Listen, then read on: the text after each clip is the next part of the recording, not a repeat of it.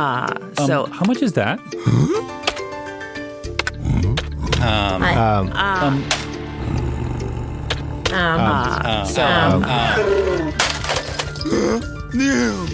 All right. Well, we are live. This is the Podcast Editors Mastermind, and today we're going to be talking with Leslie Martin. Before we get into the actual content, we'll just take a second and run through and introduce ourselves. I'll go first. We'll go down to Carrie and then across, and then I'll introduce Leslie when we're done with that. So Brian Etzminger at toptieraudio.com. And I'm Carrie Eric at yayapodcasting.com. You can follow me on Instagram at Carrie Eric. I'm Daniel Abendroth, and you can find me at rothmedia.audio. And our special guest today is Leslie Martin. He is a podcast editor at Greatland Media, which you can find at greatland.media, which I think is just the coolest. Is almost like rothmedia.audio, kind of cool right there. So great URL. He also, interestingly, edited episode number 24 of the Podcast Editors Mastermind. That's where we had Chris True on. We talked about improv. We had a few foibles and some stuff like that. He edited that. So if you want to check out his work, you'll find it right there. The bad parts are no reflection on him. That's us. And then the rest of it was what he could make out of it. So our thanks for that. And then for tonight on the plan, we have a little bit of time. We want to let Leslie give us some feedback on what it was like to edit our show. And then we want to talk about some of the horror stories from search engine optimization and marketing world from a few years ago, because these are relevant things to our clients, our hosts, the people that we work with, where they might be approached by somebody. And if we have some idea what the red flags are to look for and some of the things that can happen, then maybe we can help them avoid that. So that's what's going on. So Leslie, long introduction, but welcome to the show. Well, thank you. And really, editing your episode was not that tough. Oh, I kind of agree with you, and I kind of don't, because I've edited some in the past. So I guess we'll start with that. Like, you edited that episode. Let's just talk through that experience. Sure. What was your first impression of what we gave you? Actually, it was pretty good. There were some audio issues, some clipping. Jennifer is quite dynamic, especially when she's laughing. And especially the early part of her laugh. She hits hard and then kind of levels back down. So there was a little bit of that in there, and I wound up having to, in certain spots, actually go in and I would pull the volume down in kind of a mirror image of the volume spike of her laugh, just to kind of try and balance it out. And then, for whatever reason, the master recording had sync issues with the individual recordings. And it wasn't just once, it was multiple times. So after about the second time of trying to sync to it, I said, don't worry about it. Ignore it. So from there, it was just a matter of trying to get the clipping out, eliminate some of the detours. There were a couple of minor detours, in fact, with you, Brian. No way. Brian, the first time you tried a yes and, you turned it into a yes but, and there was a little back. Oh, yeah, I did a great job, didn't I? Well, there was a little bit of back and forth between you and Chris on that was kind of irrelevant, so I just kind of chopped that out and brought Chris's statements together and just made it a single statement. The biggest issue I had was that when somebody would say something funny, of course, you guys would laugh naturally, but you would tend to laugh before the comment was concluded. And personally, I found that a little bit distracting. So what I would do, and I did in most cases, was I actually shifted the laughter a little bit so that rather than being where it actually occurred, I shifted it to the back end of the comment so that the majority of the comment was still audible without the distraction of your laughing, but your laughing was still there to provide that natural response that people would expect from something humorous having been said. Editing with 4 people is definitely different than editing with 1. Yeah. and largely because of the syncing. When you edit one track, you got to be aware of what's happening on all the other tracks. That's just one of those things that takes practice and experience. One of the things I really appreciate about you guys having somebody edit your episodes, some editor that isn't part of your team, because it does give the rest of us a chance to edit something that we may not normally encounter, at least up to this point.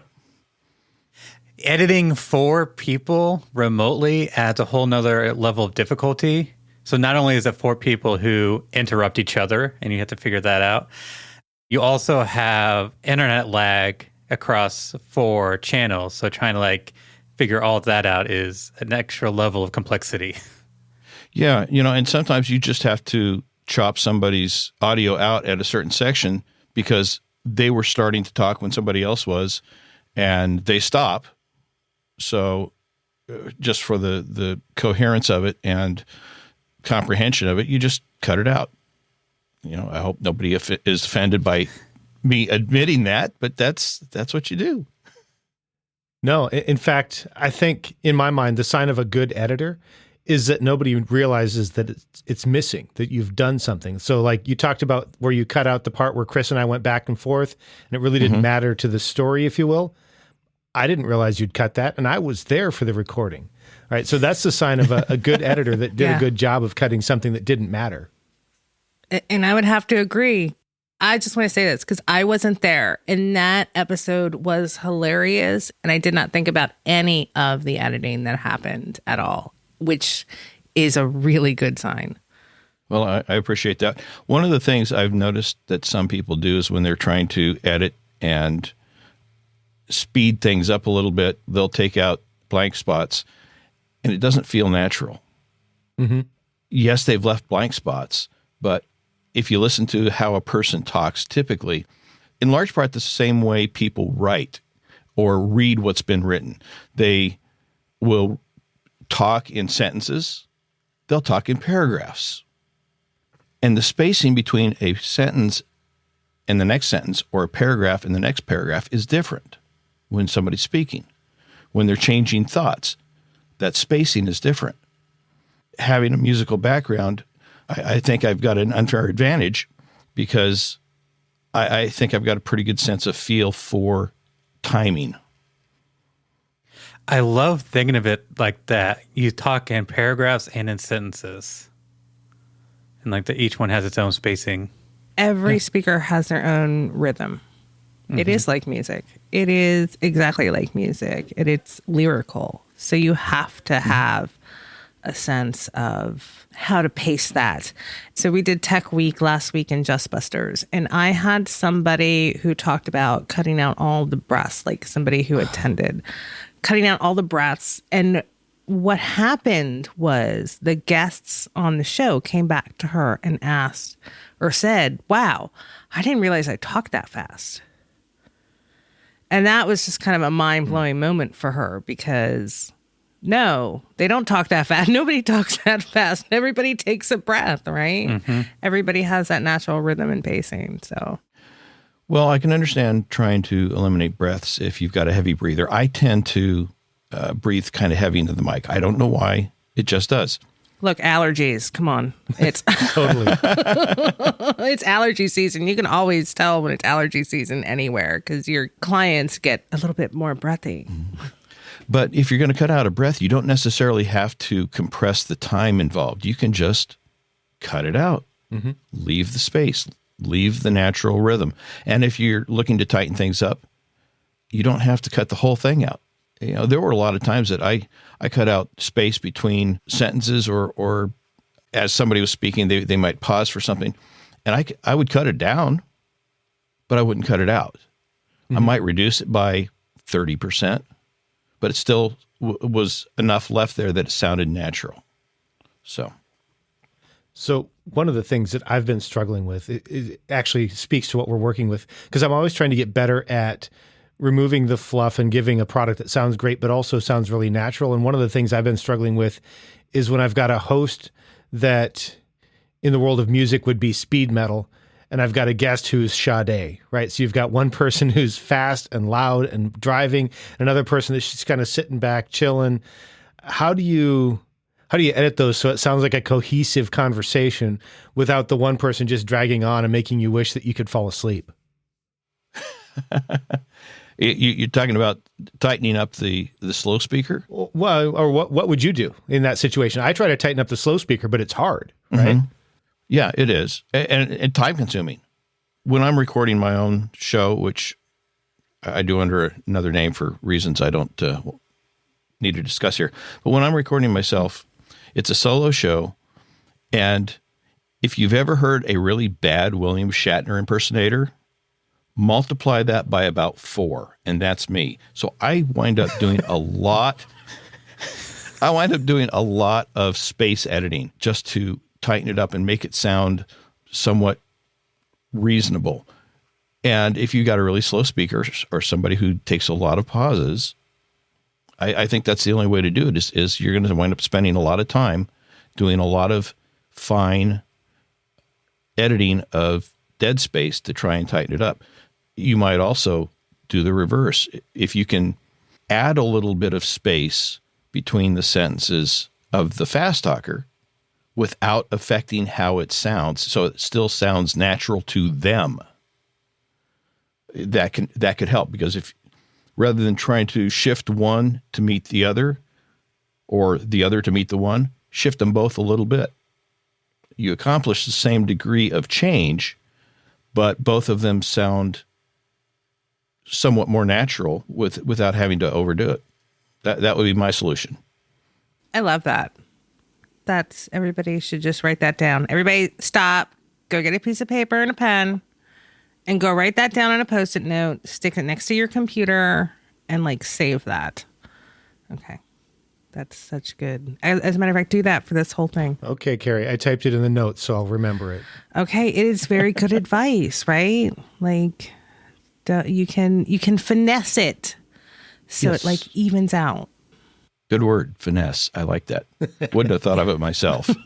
I think we've done a good job of talking about the edit in terms of some of the things that you had to address and some of that. Mm-hmm. And you even talked about how you did it, which is really, really good.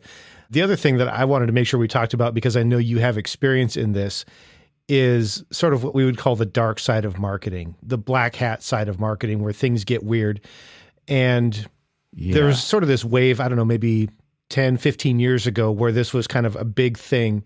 People trying to game Google or Yahoo, or I think Alta Vista was around at the time, trying to game all of these. Yeah, I know, that long ago. Ask.com. Yeah, Ask Jeeves. Yeah, totally. Ask Jeeves. Trying to game all these systems. Well, Did I give my age away? Yeah. Yeah. And the same thing is happening in podcasting right now. And we want to take from Leslie's experience, because he's seen what can happen, and bring that over so that when we have a client that we're working with, that we have a foundation of understanding, not just, I heard somebody say something about this, but we actually know what's going on and can recognize some of the signs. So I guess, Leslie, maybe we could start with when it was and what was going on that kind of led to this experience that you've had. Well, it was back in 2012. I had been laid off from a job and had a chance to do some retraining through Department of Labor Unemployment Division. I wasn't given a huge amount of money and a huge amount of time, but I wanted to try and get into web development. So I spent whatever amount of time I had available and what amount of money I had available to do that. Didn't get through the program, but had enough that I thought, well, okay, I can maybe find an entry-level position doing some basic HTML, CSS coding, and then allow myself to get some exposure to these other skills and technologies.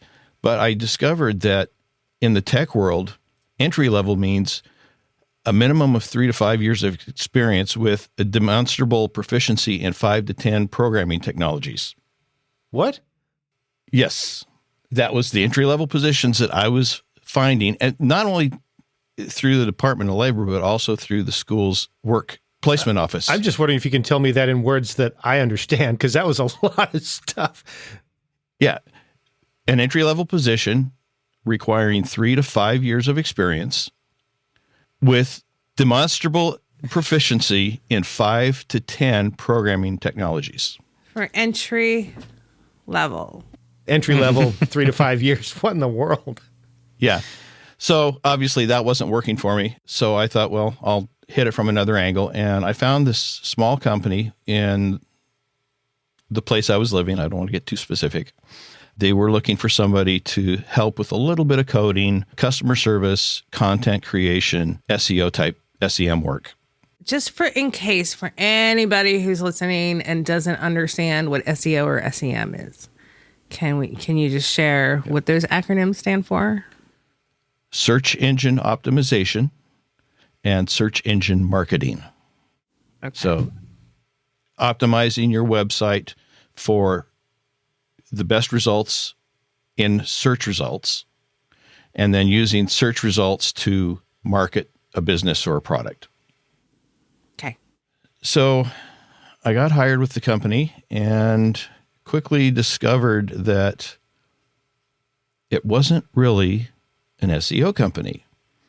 It was posing as an SEO company, but what it was really about was hooking in clients on a program where the owner of the company was guaranteed a monthly income and the clients couldn't leave.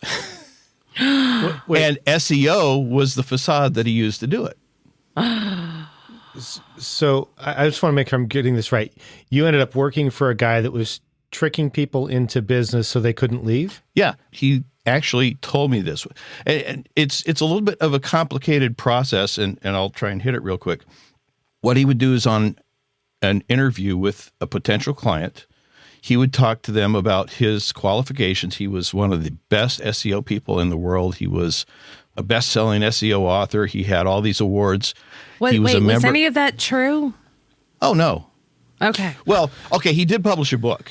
He self-published a book that I had a free copy of that I wouldn't have given to anybody. Okay. It was not a good book. He also would tell them that he's a member of a special program that Google had strictly for the best SEO people in the world. And this gave him secret access to Google through a secret phone number. He had direct access to the engineers. And if there was ever a problem, he could go to them. And also because of this, he had, and here's where the cult type approach comes in, he had access to secret information that most people doing SEO really wouldn't have access to because of this program. What? And he had awards and all kinds of stuff listed on his website. But if you did a search on them, the awards and the organizations that supposedly gave them really didn't have any kind of web presence at all. And so he would use this to get people into his program. And then the other thing he would do is, and keep in mind, this was 2012. WordPress was not as popular back then as it is now. He would look at their website, and it was usually either HTML with CSS, or it was a content management system designed specifically for commerce, not WordPress. And he would say, you've got HTML, CSS, or you've got this content management system. Google doesn't really like those. In fact, they really don't like HTML and CSS. They love Google, or they love WordPress more than anything. And if you use WordPress, you actually get a bump in your rankings. And the secret is, most people don't know this, Google owns WordPress. None of that's true. But that was the line. And so what he would do is he would get them to agree to convert their websites to WordPress. He had special hosting because, you never know who might have had the computer that your website is hosted on in the past. It could be on a blacklist. He would get them over to a hosting that he controlled. He would hire a bunch of overseas developers to redo their website in WordPress. And then he would delete their old website. And he had control over the access to their new website. And he actually told me he did this specifically to make it extremely difficult for anybody to leave him. But all this was done in the name of SEO. So he had control. So if they tried to leave, he could hold their website hostage. Right. Yes. Now a customer could copy the content. You go into a browser, you go to a website, you do file save as and save the HTML. So they could get the content. But the WordPress design templates, any kind of custom programming that was done for any kind of order processing system or anything like that. The He had it domain all. name. What about the domain name? I Did he believe own there. those? Well, in some cases, he would buy them a new domain name. He would tell them, well, your existing domain name really isn't SEO friendly. We're going to get you a new one. And he would buy it. If they still had their own domain name or they still had their old domain name, I believe there's ways that they could change the DNS mapping to point to a new host that they controlled. But yeah, he did this specifically under the guise of SEO for the client, but it was all about getting control over their property so that he had a guaranteed monthly income. Yeah. So I'd like to pause there for just a second, because in the past, I've considered offering monthly hosting as part of what I offer clients. And what you shared is the very specific reason I never did that, because I never wanted a client to be unable to leave me if they wanted to. I never wanted to be responsible for the RSS feed or for their website or anything like that. I always wanted them to own the place where their stuff lives, because whether I'm nefarious or not, if something were to happen, I get sick or go on vacation for a year or two, whatever, if they can't get their stuff, that's a failure on my part. And this, I hope that my clients are all like astute enough to see this kind of stuff coming. But these are things that we need to be aware of. This is why there's so much rhetoric about Anchor and whether or not they submit your feed to Apple Podcasts and all that stuff. And for a long time, that's why Blueberry was the differentiation, because that was the only place you could control your feed in the way that they had it set up. A lot of that's changed now, but that's why this stuff matters. It's not just a bunch of old guys standing around pouting about how the world's changing. That property, that intellectual property that you own is for your show, that is the most important thing, right? Because that's the thing that you're delivering to your audience, and that's the way they get it. It's hugely important. Yeah. Now there's ways that you could do hosting, which wouldn't tie up a client, but it would involve basically setting up a reseller account through a hosting service, setting each customer up with their own control panel so that they had access to their website, the back end. And that's the equivalent of what you have with most of the major podcasting host systems like Buzzsprout, like Libsyn. They're the host, and they've essentially set every customer up so that they have access to their content. So there's ways to do it without compromising the customer's ability to access their data, but that wasn't his goal. He also did have industry association logos on his website that he presented himself to be a member of that he wasn't. So he was stealing the credibility of other organizations. And if you did any kind of search on most of this stuff, they had no web presence on some of those things. Some of the other things that he would talk about for search engine results is that he would say that if there are any issues on the website, such as bad links, broken links, etc., Google would de-index your site.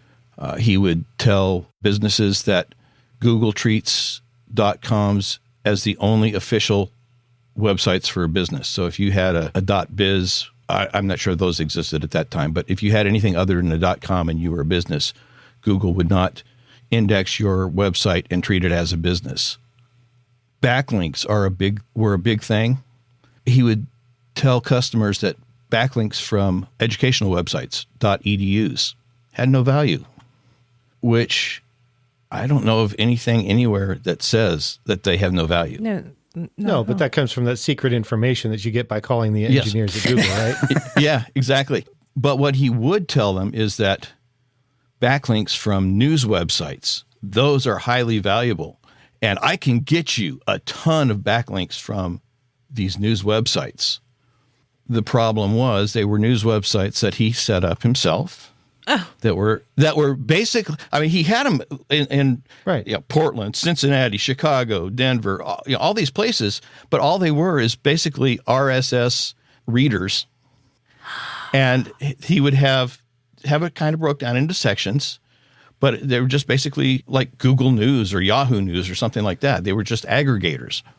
And then he would have pages that he would have us create that were keyword stuffed, linking back to a customer's website. There's a corollary to this, right? Because this kind of thing is happening, not specifically this way, but this thing happens in podcasting all the time. A promoter contacts you, probably through LinkedIn.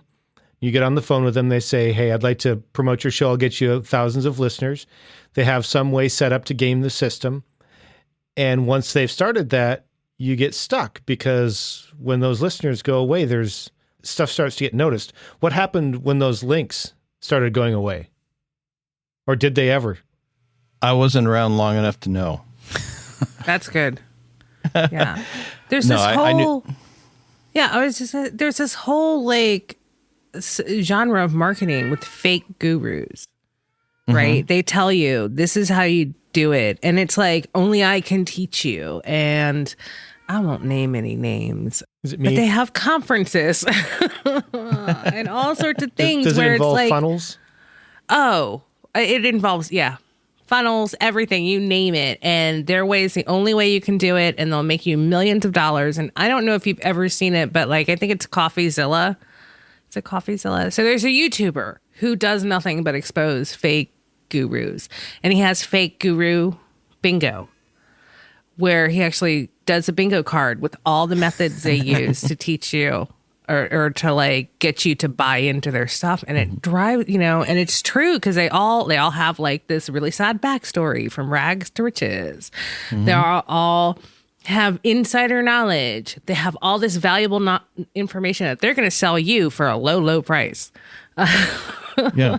Well, and a lot of these things that he was doing, whether it was backlinks from all these news sites, whether they were backlinks from his other clients or what have you, they were all just variations of the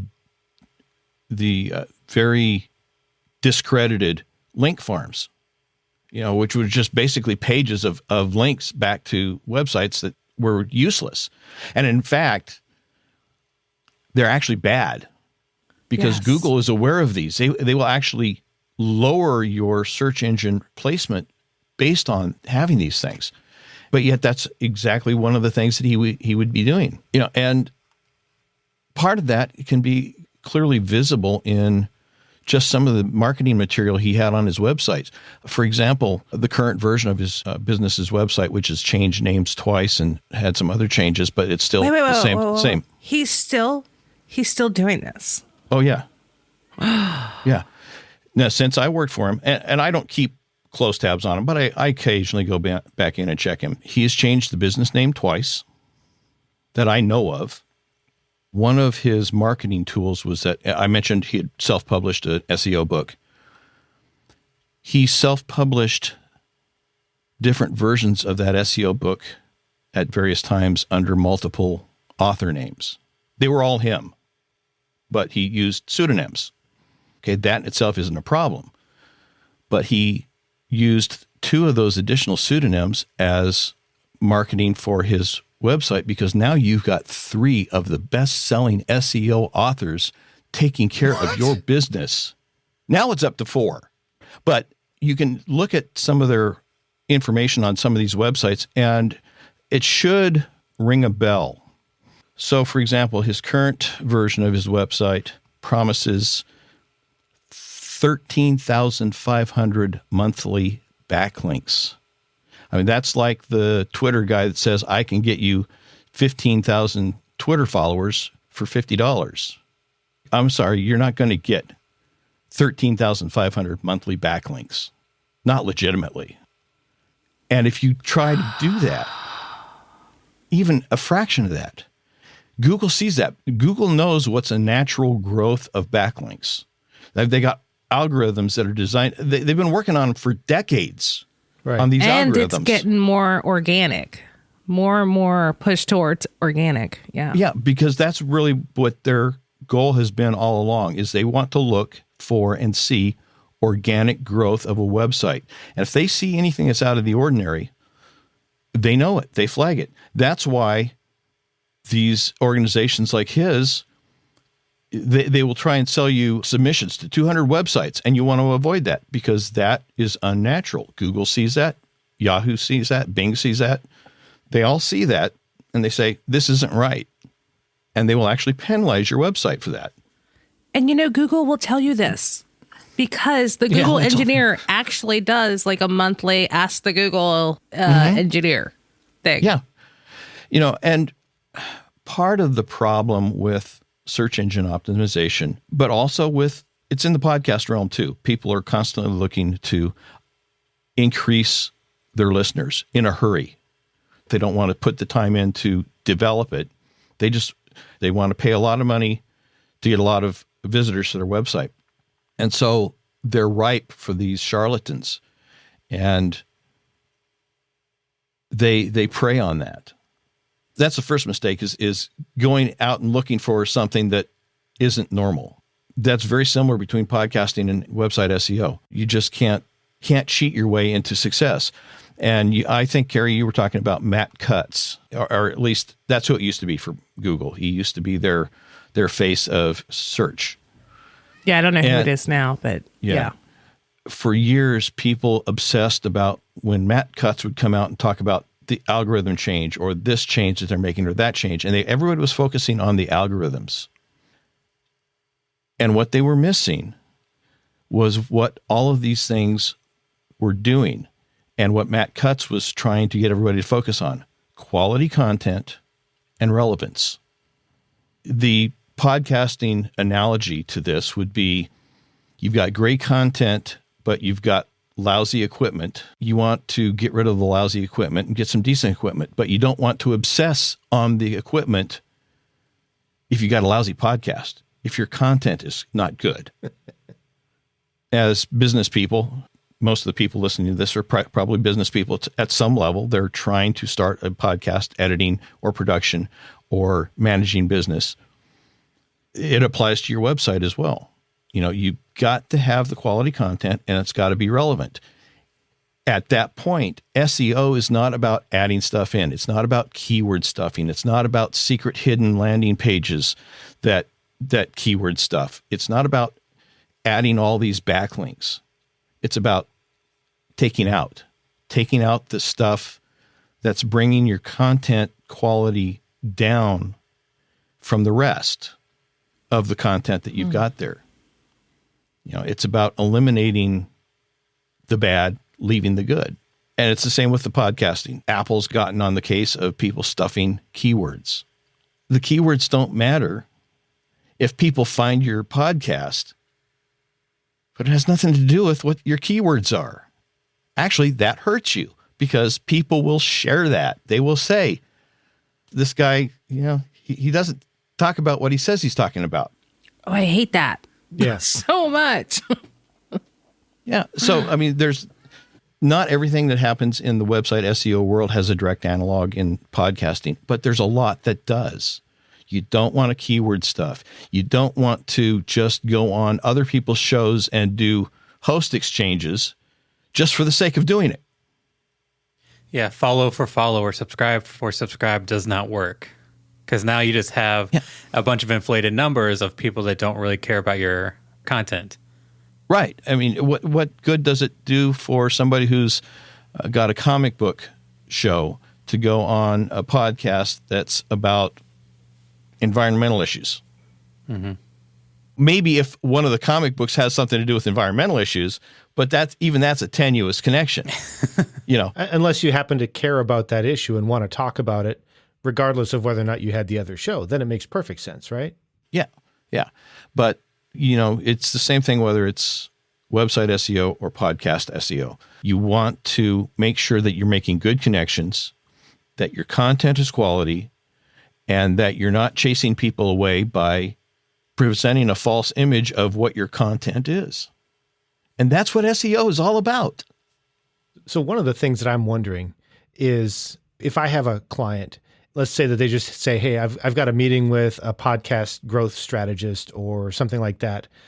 What should I let them know that they need to be looking out for in terms of that first conversation to let them very quickly go, this person might be a quack or this person probably knows what they're talking about and this is worth another call? First of all, if they're going to promise them high rankings, you can't promise something you can't control. You can promise to help them improve their website, to improve their rankings, but you can't promise them high rankings. You can't promise them they're going to be on page 1. You can't promise them they're going to be above the fold. If somebody's promising them that, there's something wrong with this picture. Look at what they're telling you they're going to do. I mean, if they're going to get you these unbelievable numbers of backlinks, if they're going to submit your website for your podcast or your website for your podcast related business, they're going to submit it to all these search engines or all these services directories. You know, if they're going to promise you 200 of them and you can only think of 5 off the top of your head, you might want to ask some questions, because sure, they might be able to get you submitted to a bunch of directories for various businesses, but are they relevant? Quantity doesn't matter if the quality sucks. Look at what they're promising. If they're asking for the keys to the kingdom, you know, they want to host your website. They want to basically take control of your website and take the load off of you. We're going to help you by, you don't have to worry about anything. We're going to do it all. That should be a question. How much are they actually trying to take it off you, or how much are they actually trying to take from you? Because you should have total control over it. They should have access to it so that they can do the work that they need to, but they shouldn't have total control. You know, try to do some research on the people involved. If they say they're members of this organization or that organization, or they've won this award or that award, do some research on them. Find out if those things really exist.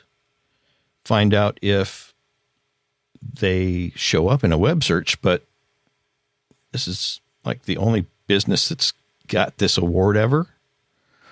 That might be a good question to ask them about. You know, it just, trust your gut. If something just doesn't sound right, just back off. If you don't make a decision today, it's not fatal. Now, obviously, you don't want to put it off for a year, but you don't have to make a decision today. I just want to add that I also think that somebody reputable isn't going to push you into making a decision today. No. Yeah. No. Well, you're right, especially in this type of a business. Now, obviously, if you're going out and you're looking at a car and there's a sale that expires today because GM has these great rebates and they expire today, that's a different situation. But in SEO, in website management services, no, absolutely. You should take your time and think about it. Now, I will also admit that sometimes the research is tricky to do. I mentioned that this guy had published his SEO book under 4 different names, and he was using those 4 different aliases as members of his business team and promoting his company as if there were 4 different people there doing that. I've noticed that one of those, he's actually done quite extensive work on building a LinkedIn profile for. It's a very detailed profile. The guy doesn't exist. I know that because that was one of the people that he faked being when I was working there. And the other thing was that in order to pull this off, he had a voice modulator. So if somebody called and was talking to one of them and wanted to talk to the other one, he'd flip on voice modulator and pretend to be this other person. And one of them, like I say, has a very extensive LinkedIn profile now. So do your research, but be aware of the fact that the research isn't necessarily going to be completely trustworthy either. And that's one of the problems with LinkedIn is you can create a work history and there's nothing to really verify the validity of it. I mean, Carrie, you could list yourself as the president of the United States at some point on your LinkedIn profile. And unless somebody knew, unless somebody knew that you weren't, how are they going to know to challenge it? Right. And I have a story about that. Okay. So if you link something to an actual business page on LinkedIn, and you are not, like, if you say you worked for them, that business page can challenge, they get an alert, and then they can challenge you if you haven't worked for them, right? So it's free. This is some. Can they? Okay. Yes. Somebody just asked this as freelancers. So if you do a project as a freelancer for a company, there's no distinction on LinkedIn between freelancing and like full-time salaried employee, whatever. So like if you have them tagged that you freelance on this project, LinkedIn will list you as an employed by them, even though you're not technically employed. And then they get an alert. That company gets an alert. And that company can say, hey, no, you're not actually an employee. You need to remove this. And you will get a warning from LinkedIn. But if you're just making up that company, it doesn't matter. You can bypass it, right? I can see in this scenario where it's so easy to just be like, oh, I worked for Acme Wingdings and made them $1 million. And Acme Wingdings can say, yeah. And Acme Wingdings doesn't actually exist because you just faked it. You catfished on, like, I feel like this is so complicated and so complex. Like, why don't these people just, it would be easier to do the actual work. Yeah. And less complicated. Yeah. Yeah. And probably cheaper. Yeah, if they put all the energy into having a legitimate business that they put into having an illegitimate business, so they much could be easier. very successful. But, bringing it back to what we kind of got into this about was, if somebody asks us about hiring an SEO person or a website management company or whatever, we want to know something about that company ourselves. We need to do some research on them, or just avoid recommending anybody, but say, hey, if you find somebody, run it by us and we'll help you do some research on it to find out if they're legitimate. Because if we recommend somebody and it's a bad recommendation, or we don't raise concerns with them when they present a business to us and they say, hey, I'm looking at this company. What can you tell me about it?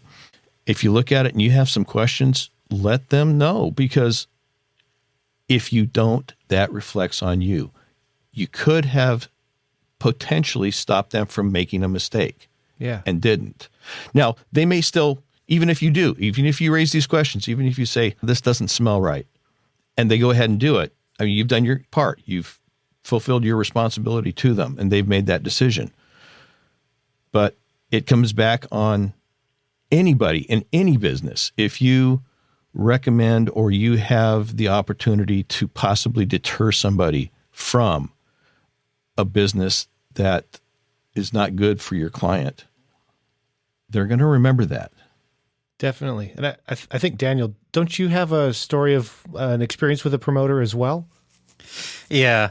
I worked with a show a few years ago that hired somebody off Fiverr to promote, quote unquote, their show. And what's dangerous is, like, you get visible results. So based on my best understanding of Apple's algorithm is that it's weighted based of recent downloads based off like the past 24, 48, whatever hours. So like recent downloads boost you up into the rankings. And so for $5, this dirt cheap price, you can pay for all this promotion to get tons of, thousands of listeners, and then just watch your show climb the rankings. But unless you pay every single episode, you're going to slowly dwindle back down the rankings we're back to where you should be. So it's kind of, because a lot of people are worried about the vanity metrics and like dopamine hit, like, oh, all these people are listening to my show.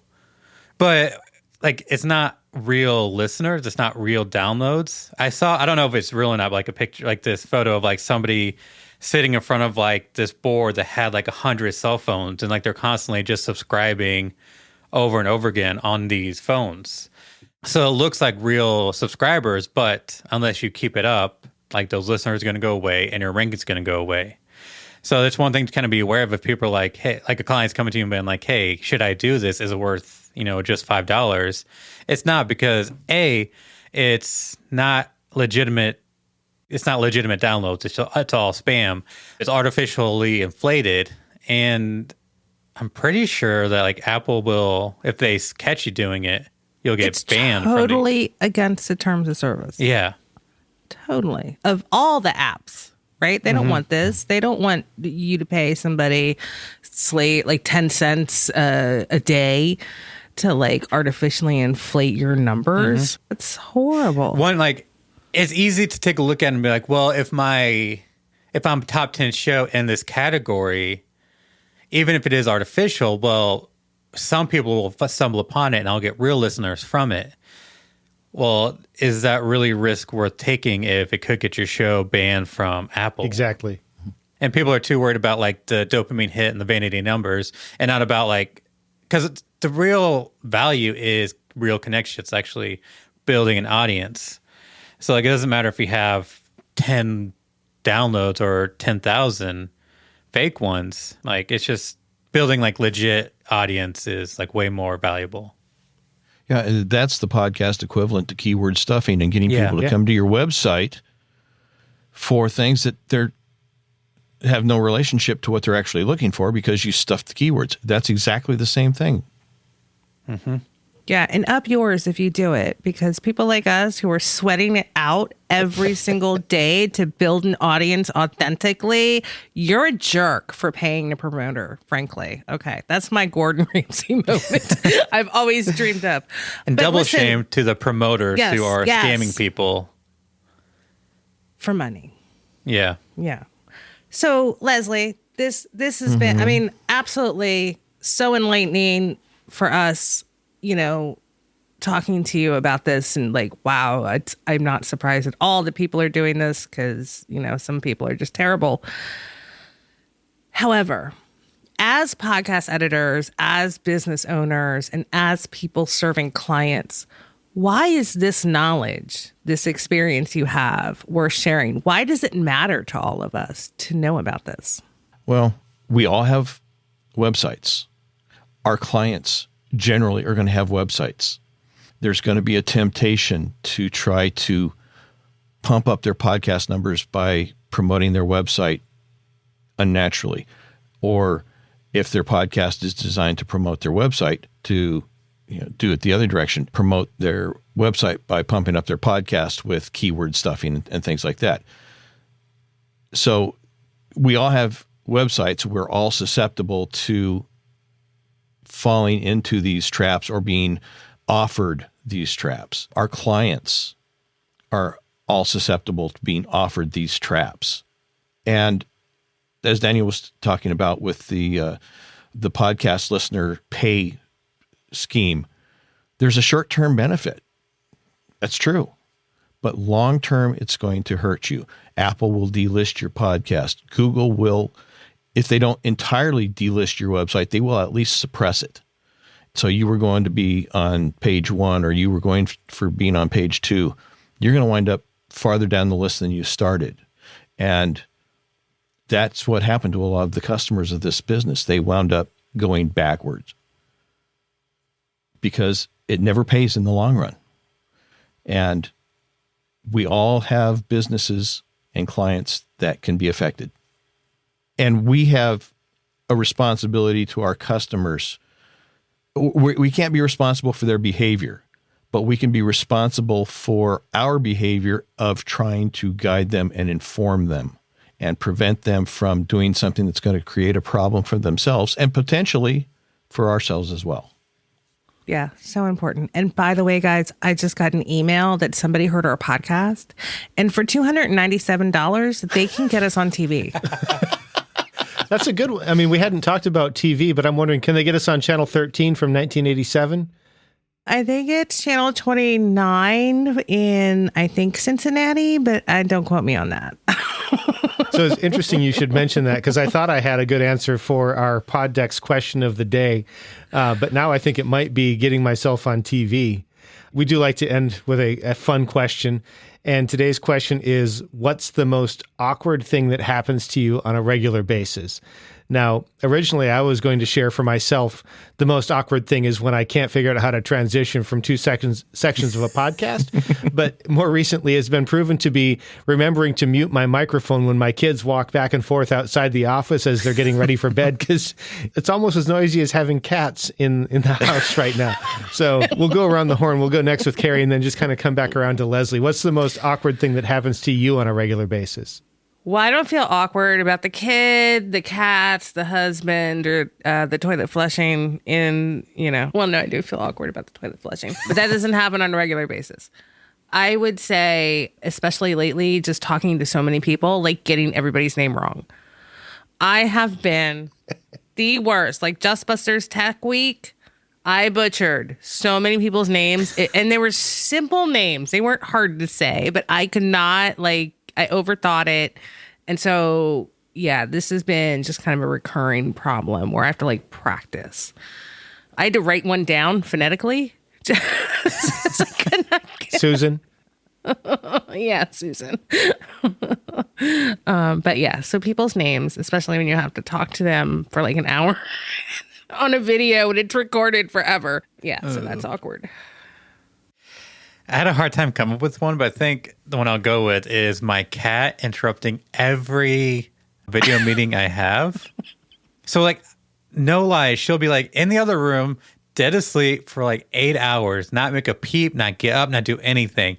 As soon as we get in position to start a video call with a prospective client or our business coach, that's when she wants to come in, walk all over our table, climb all over us. It's just she hears us setting up. She's like, all right, now it's my time to shine. Every time. I'm trying to be professional. You just got the cat's tail walking across the screen. Assuming you only see the tail and not a little bit more. That's the best. Yeah. I just go with it. That's why I just give up. There's not so much you can do. She's the boss, sorry. I guess that means it's to me, huh? Yeah. Yeah, it would have been nice to have a heads up on this question so I could have thought about it in advance. No. We're going for in the moment here. You edit the episode on improv here, so. Yeah. Yeah. Well, and you mentioned muting your mic. I left that space in, by the way, so it felt natural when you came back and said that you'd forgotten to do that. I don't know if it really is classified as awkward or what, but I have a problem with what I call thick tongue, and it's a little bit embarrassing sometimes to be trying to say things, and I know how to say the words.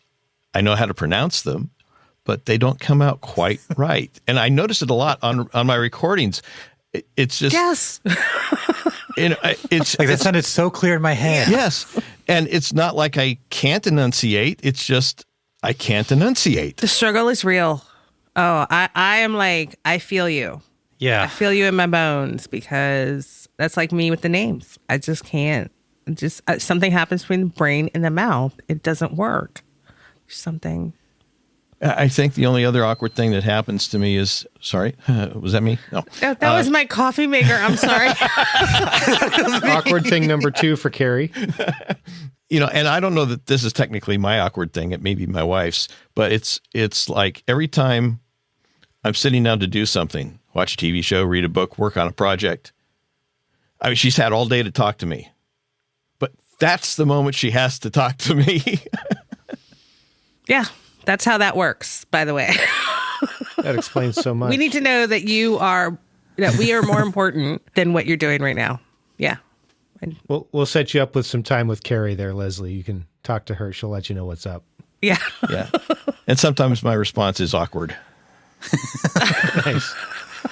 Well, Leslie, this has been great. It was great to hear the feedback on your edit of our episode and also some really good stuff as it relates to the SEO. And I think really the value of having that story there was incredible, right? Because it's not just a few facts and a few points. It's really, this is what happened. This is really how they did it, because that makes it stick in my mind so that hopefully when I've got a client that says, hey, I've got somebody that's promising me this, I'll go, oh, I remember what Leslie told me because the story stuck. And so I appreciate that. With that, we are going to go ahead and draw this to a close. We'll just go around the horn. I'll let Carrie go first. Leslie, don't you want to know how to be a guest on the Podcast Editors Mastermind, Brian? Does anybody even want to be a guest of this show? It doesn't Daniel, seem like why it. don't you tell them? All you got to do is go to the website, podcasteditorsmastermind.com/be a guest, fill out the form, and we'll be in touch. And it could be anybody, whether you're an expert like Leslie is, or if you have a struggle in your business and you need some help, we are glad to offer that. Just go to podcasteditorsmastermind.com/be a guest. Nice. And so with that, I'll pass it on to the navigator who's telling me where to go instead of letting me. I'm supposed to be the pilot in here. I don't even know what I'm doing. Somebody needs to take control of this. So, Carrie, why don't you start us? We'll just introduce ourselves all the way around, and then I'll go last and get us out of here. I'm Carrie Caulfield. Eric, you can find me at yayapodcasting.com or follow me on Instagram. It's so much fun at Carrie Eric. I'm Daniel Abendroth, and you can find me at rothmedia.audio. I'm Leslie Martin, and you can find me at greatland.media. And unable to join us tonight was Jennifer Longworth. You can find her at bourbonbarrelpodcasting.com or at KY Podcasting on, I think, all of the social media channels. She's helping podcasters in Kentucky and rocking it out. I'm Brian Ensminger. You can find me at toptieraudio.com and at toptieraudio on most of the social media channels. For those that joined us live, thanks for being here. For those that watched the replay or downloaded, we're glad that you were here. Thanks so much. Bye. So how much is that?